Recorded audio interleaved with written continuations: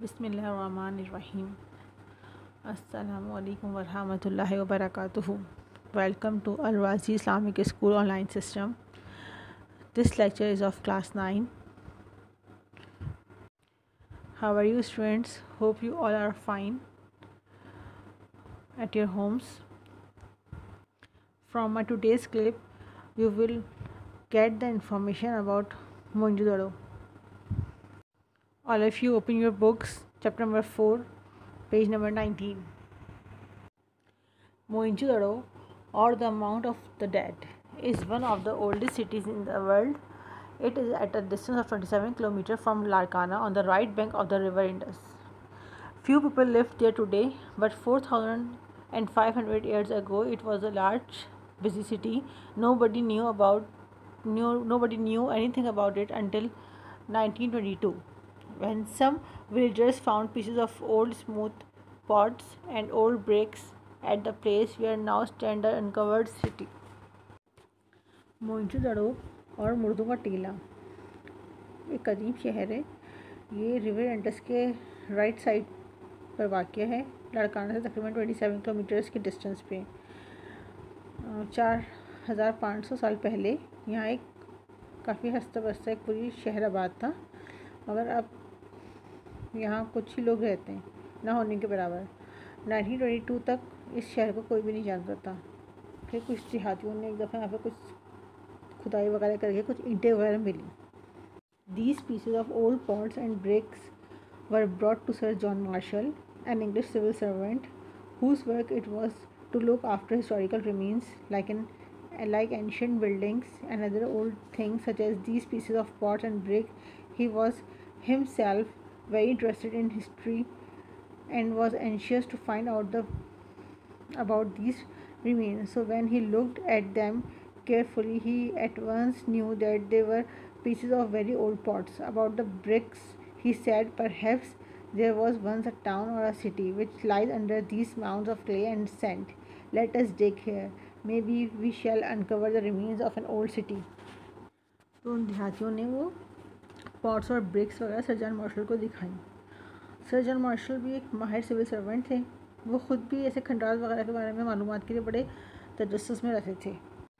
वो इन चीज़ों को देख के फ़ौरन समझ गए और बोले कि मुझे लगता है कि यहाँ से हमें कोई बहुत मालूमात मिलने वाली है। तो उन्होंने लोगों से कह के वहाँ की खुदाई वगैरह का काम शुरू करवाया।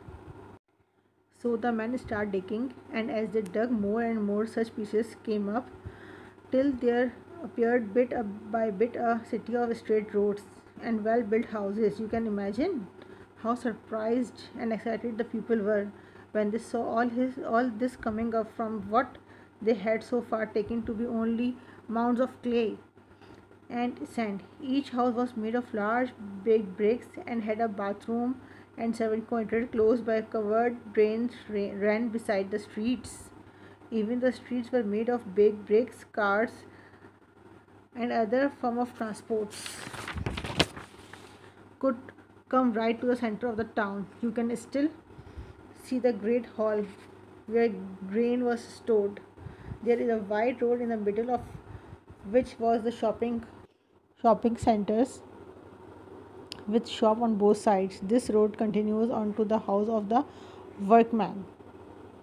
जैसे जैसे लोगों ने खुदाई करना शुरू की, वहाँ खुदाई करते करते पक्की ईंटों के मकानात और सड़कें नज़र आने लगी, बल्कि ऐसा पूरा शहर नज़र आने लगा। उन लोगों की हैरत और खुशी की इंतहा न रही।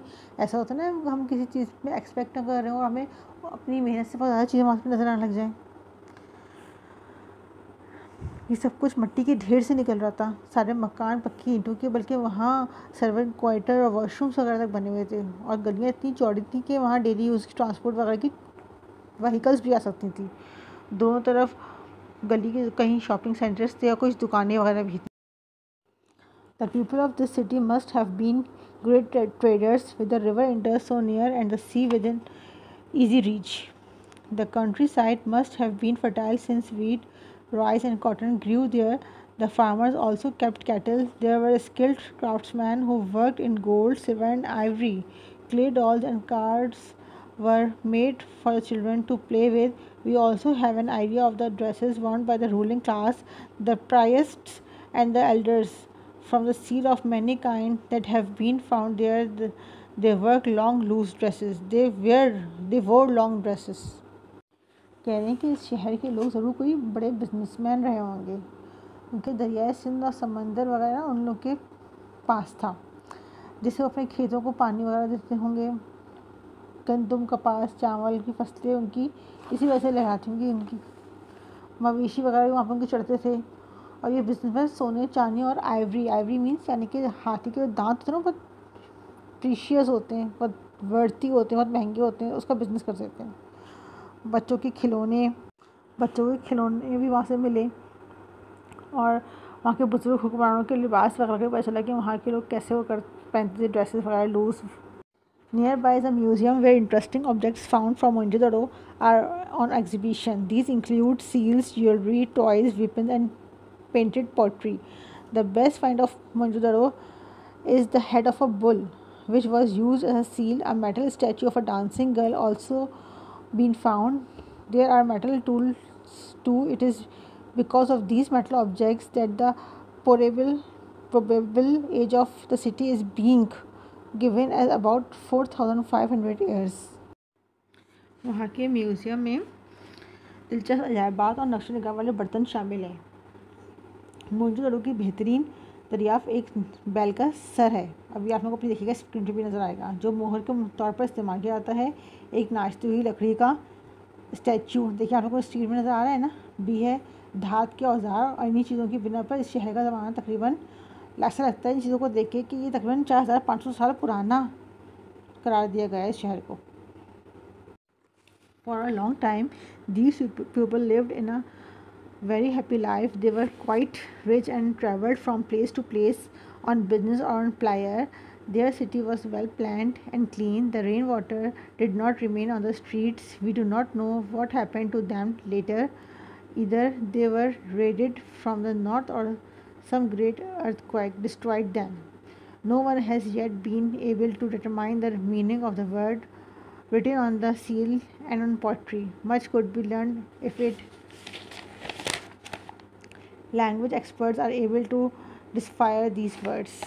वहाँ की चीज़ें देखने के बाद तो ऐसा लगता है कि बहुत अरसे तक जो लोग वहाँ पे रहे उन्होंने वहाँ पे बहुत ही खुशो खुर्रम ज़िंदगी बसर की होगी, गुजारी होगी। वो कारोबार और तफरी वगैरह के लिए एक जगह से दूसरी जगह सफ़र करते थे। इतने वेल एस्टेब्लिश लोग थे उस ज़माने में ही। बारिश के मौसम में ऐसी गलियाँ इतनी कुशाद थी कि वहाँ पे ना इतनी अच्छी ड्रेनिंग सिस्टम थी, कोई पानी नहीं रहता था, सब बहुत अच्छा चौड़ी चौड़ी गलियाँ थी। पता नहीं कि ऐसा क्या हुआ, कोई ज़लज़ला आया या शुमाल की तरफ से कोई हमला हुआ ऐसा कि उसने इतनी शदीद तबाही मचाई।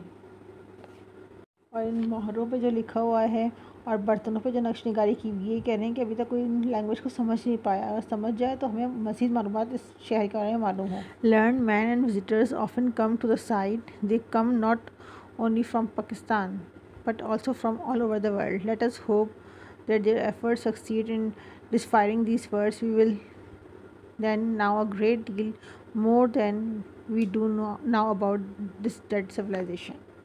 बहुत ही काबिल लोग और पढ़े लिखे सैयाह कह रहे हैं पाकिस्तान से क्या पूरी दुनिया से यहाँ पे आते हैं इस जगह को देखने के लिए, मगर अभी तक बदकिस्मती ये कोई इन लैंग्वेजेस को नहीं समझ सका। अगर कह रहे हैं इन लैंग्वेजेस को लोग समझ जाए, कोई ऐसा इंसान आज से समझ जाए तो हमें और मज़ीद मालूमात में बहुत ज़्यादा इजाफा होगा और हम मोहनजोदड़ो के बारे में मज़ीद जान सकेंगे। Hope you all understand this chapter. This is quite an interesting chapter. This chapter also have some difficult meanings. Number one word meaning is drain. Drain means नालियाँ, beside, करीब, carts, ठेले, still, अभी तक, traders, ताजर, fertile, ज़ख़ीर, wheat, गंदम, oldest, बहुत पुराना, smooth pots, चिकने बर्तन, ओल्ड ब्रिक्स, पुरानी ईंटें, लुक आफ्टर, देखभाल करना, एंशियंट, कदीम, एंशियस, बेकरार होना। Meet you later with my next clip. Till then अल्लाह हाफिज़, टेक केयर।